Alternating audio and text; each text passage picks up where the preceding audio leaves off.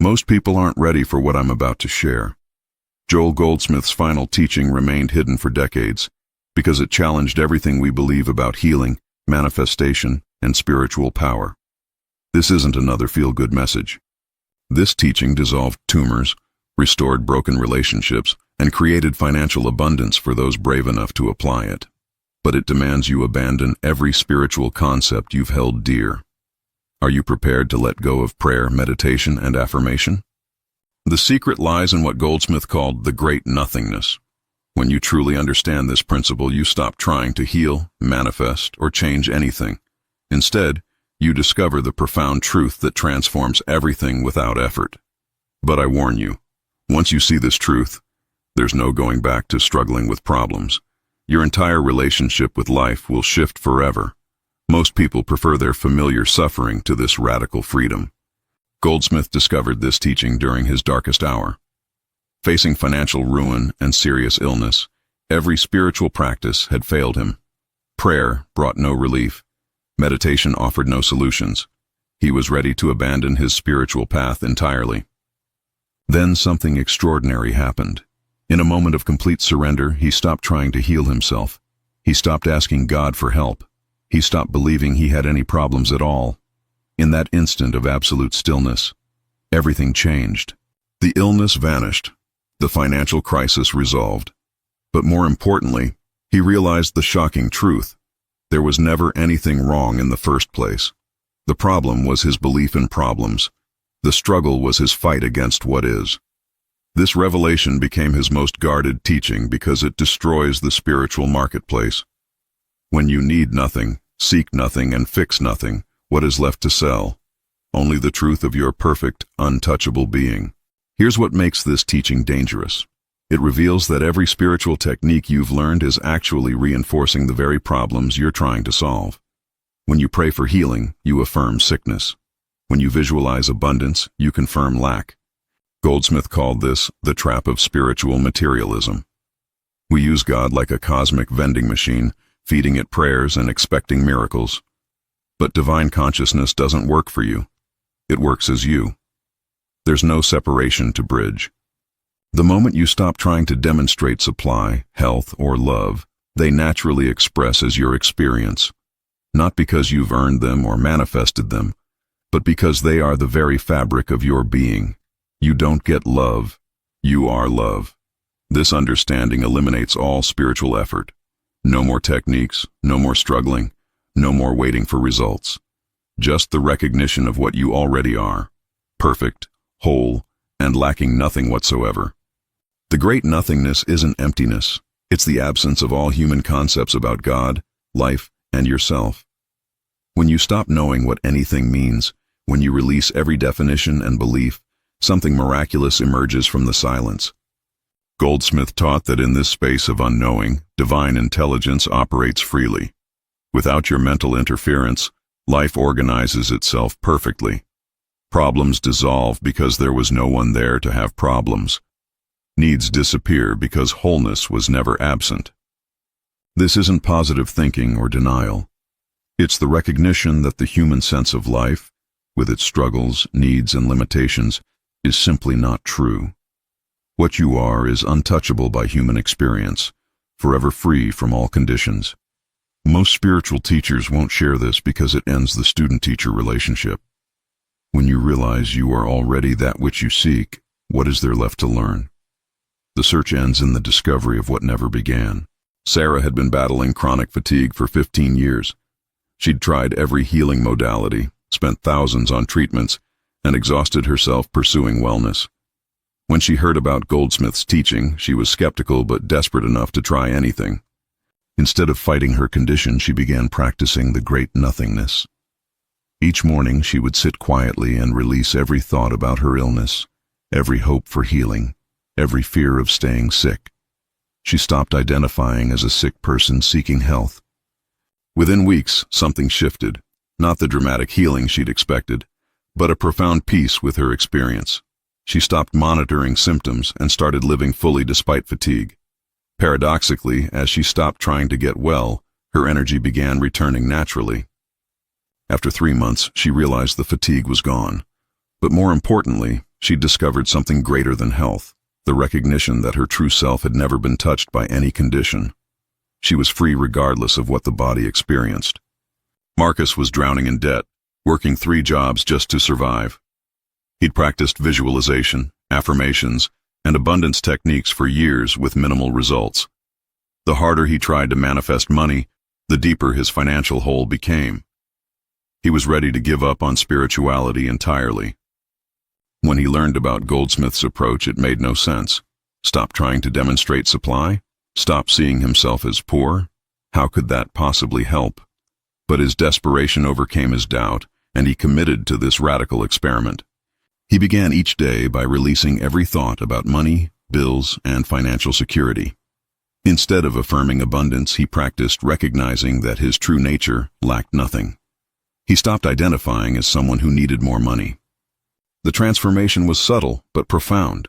New opportunities appeared effortlessly. People offered help without being asked. Within 6 months, his financial situation had completely reversed, not through struggle, but through the natural flow of good that emerges when we stop blocking it. Linda's marriage was failing. 25 years together seemed to be ending in bitter divorce. She'd tried counseling, prayer treatments, and relationship workshops. Nothing was working. Her husband had already moved out and filed papers.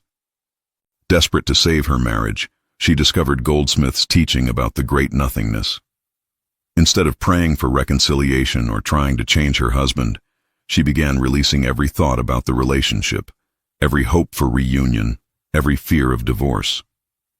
This felt like giving up, but she persisted. She stopped seeing herself as an abandoned wife and stopped identifying her husband as the enemy. She practiced recognizing the perfect spiritual being that both of them truly were, beneath all the human drama. Within 2 months, something miraculous happened. Her husband called, confused by a sudden shift in his feelings. The anger had dissolved, the desire for divorce had vanished. They reunited, not as the same broken couple, but as 2 people who'd rediscovered their true identity beyond all human roles. These transformations share one common element: the complete cessation of human effort. When Sarah stopped trying to heal, healing happened. When Marcus stopped chasing money, abundance flowed. When Linda stopped fighting for her marriage, love returned. This is the power of the great nothingness. It removes the human will that blocks divine action. Your struggling, seeking, and striving actually prevent the very experiences you desire. Divine consciousness can only operate in the absence of human interference. The moment you stop trying to be spiritual, you discover you already are.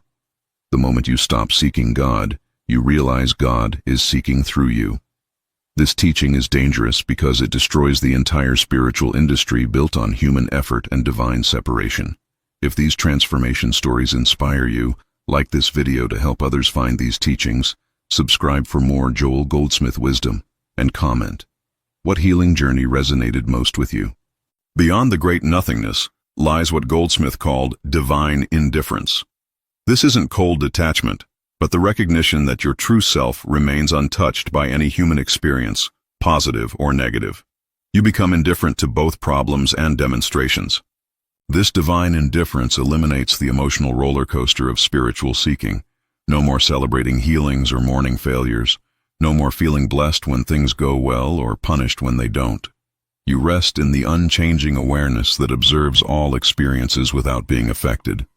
When you achieve this state, miracles become natural, not because you've earned them or deserved them, but because divine consciousness expresses itself freely without the interference of human desire or fear. Life flows effortlessly because you're not trying to direct it. Most people resist this teaching because they want to feel special about their demonstrations.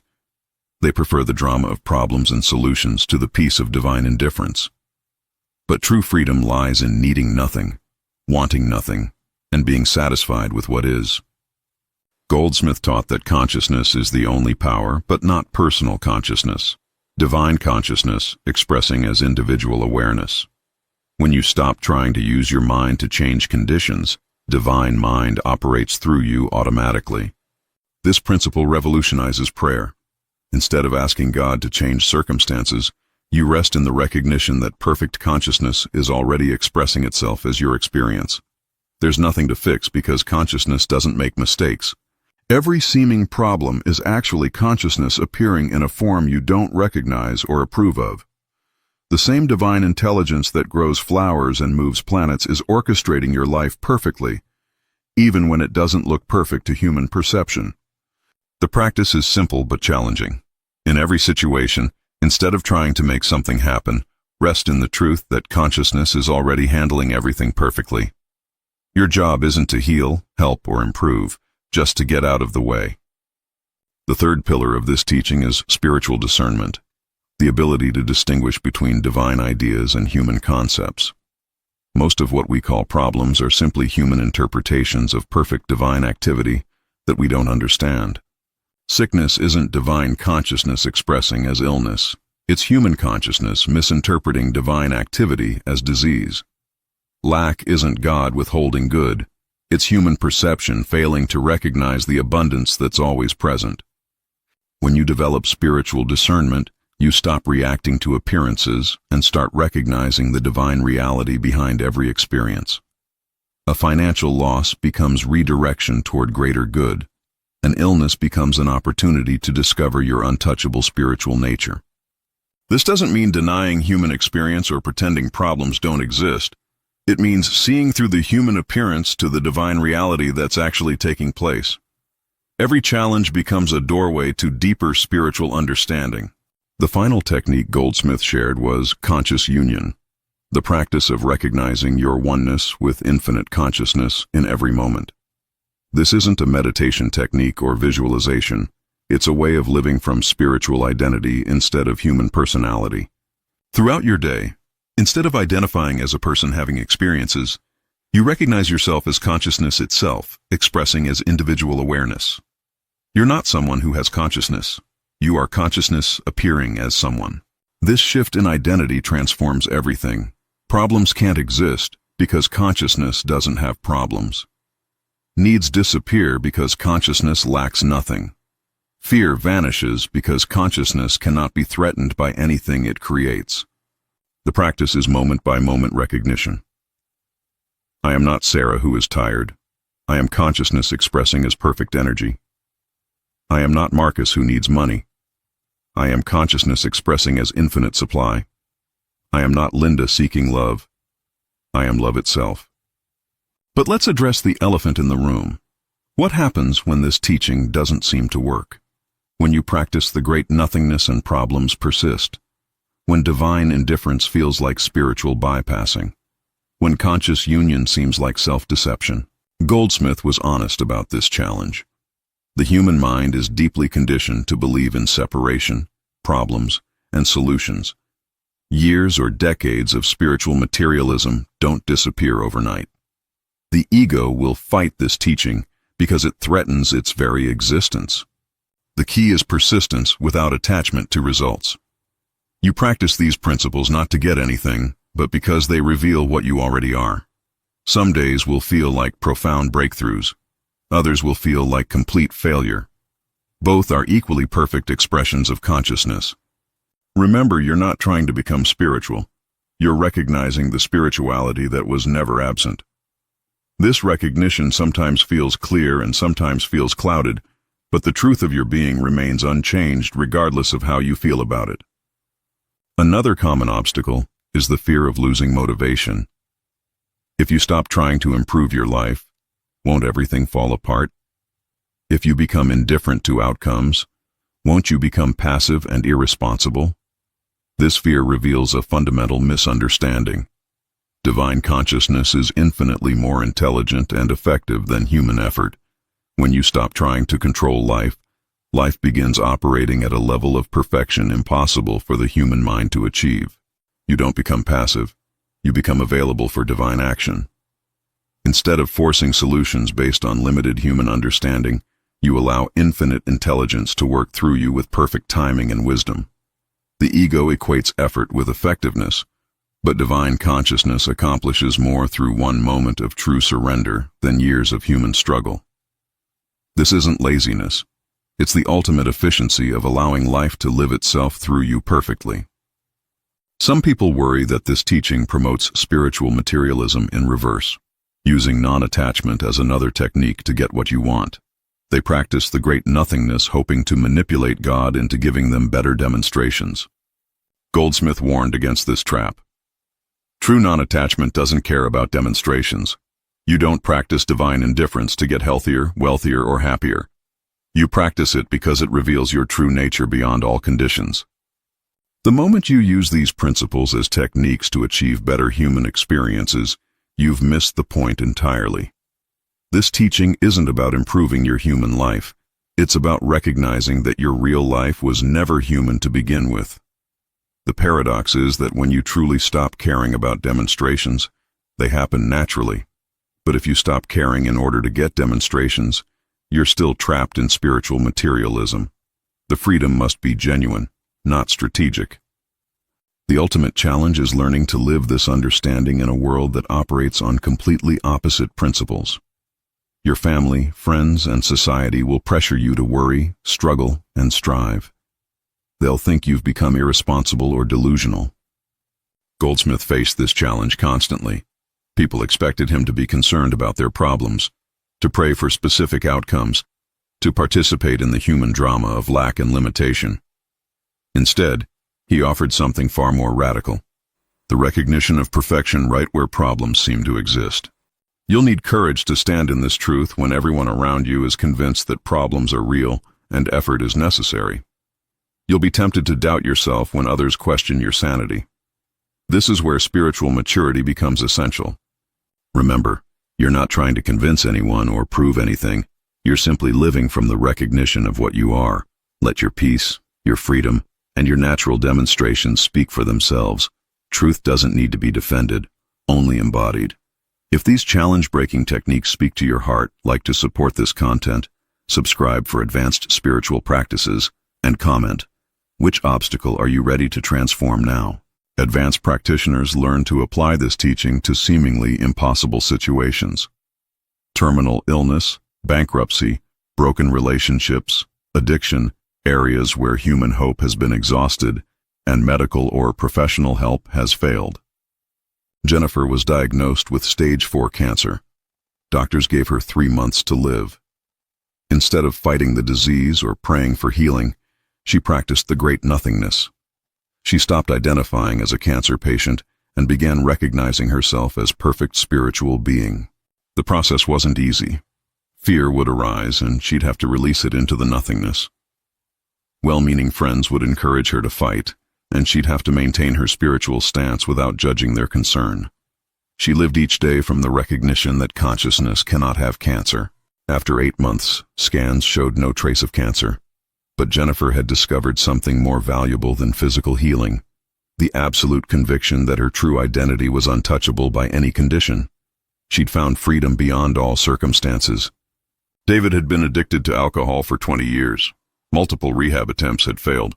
His family had given up, his career was destroyed, and he was living on the streets. Traditional recovery methods focused on fighting addiction, but this approach had only strengthened his sense of being an addict. When he learned Goldsmith's teaching, something clicked.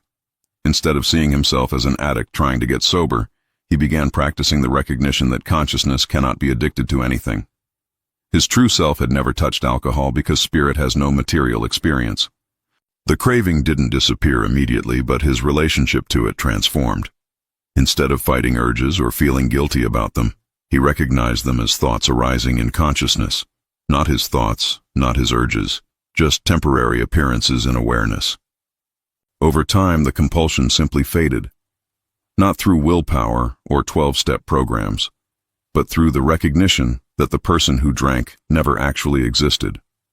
Only consciousness exists, appearing as David, forever free from all material dependencies. Patricia's business was failing during the economic crisis. Clients were disappearing, bills were mounting, and bankruptcy seemed inevitable. Traditional business advice focused on marketing harder, cutting costs, and finding new revenue streams, all forms of human effort based on the belief that she needed to save her business. Instead, she applied Goldsmith's teaching to her professional life. She stopped seeing herself as a struggling businesswoman and began recognizing herself as consciousness expressing as perfect supply. She released every thought about saving, improving, or growing her business. This felt irresponsible at first. Shouldn't she be working harder to find solutions? But she persisted in practicing divine indifference to business outcomes while continuing to show up and serve with love, without attachment to results. Within months, new opportunities appeared effortlessly. Clients returned with larger projects. New partnerships formed naturally. Her business not only survived, but thrived, demonstrating that divine intelligence is far more effective than human planning when allowed to operate freely. The most advanced application of this teaching involves relationships and family dynamics. Robert's adult son had been estranged for 5 years following a bitter argument.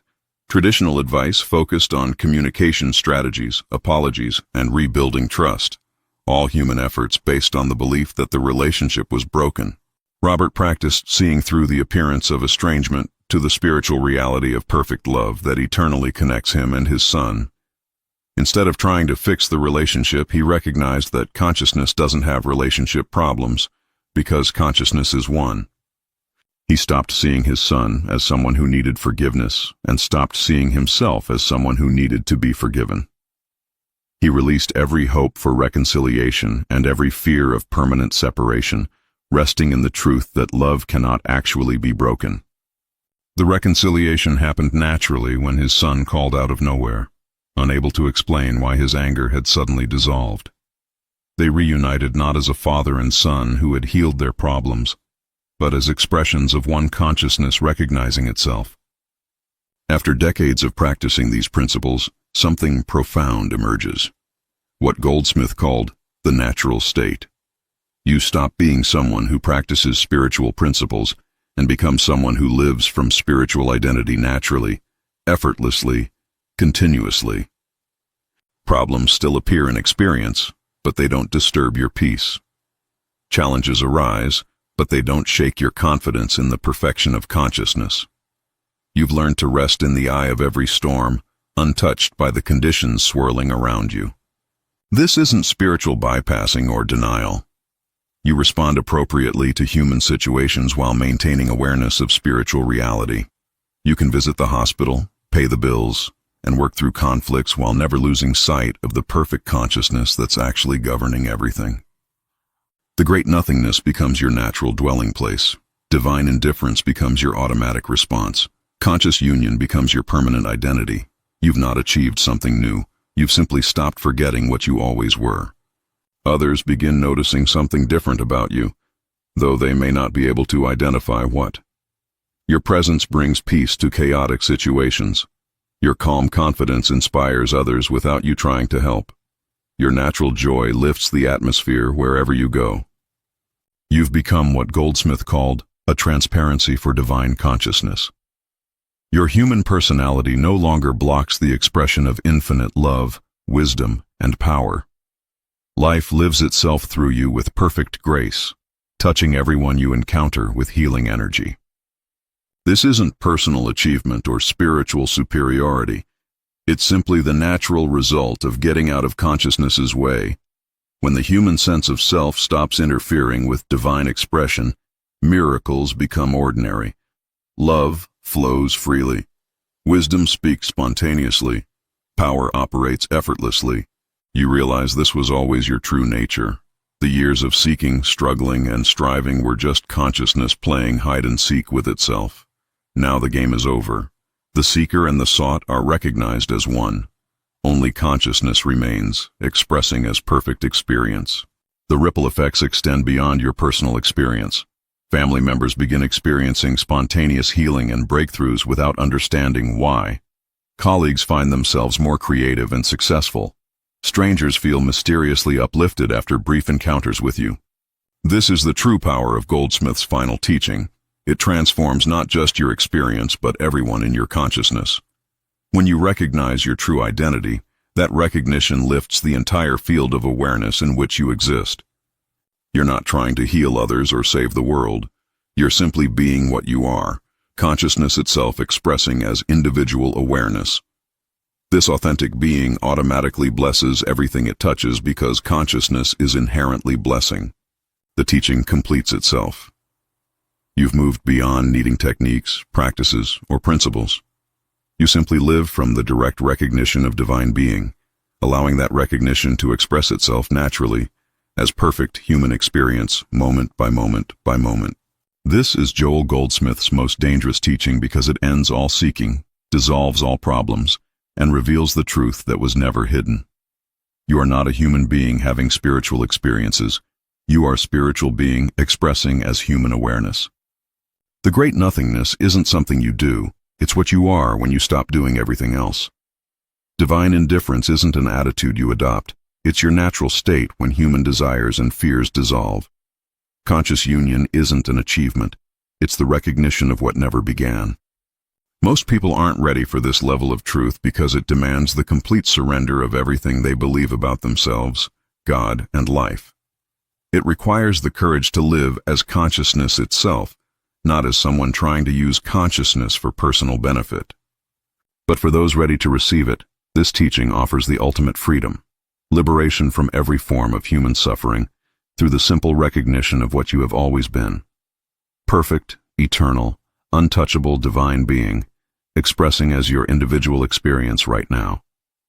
If your spiritual understanding expanded through these Joel Goldsmith secrets, like this video, subscribe for more transformative teachings, and comment, "I am transformed," to confirm your new path.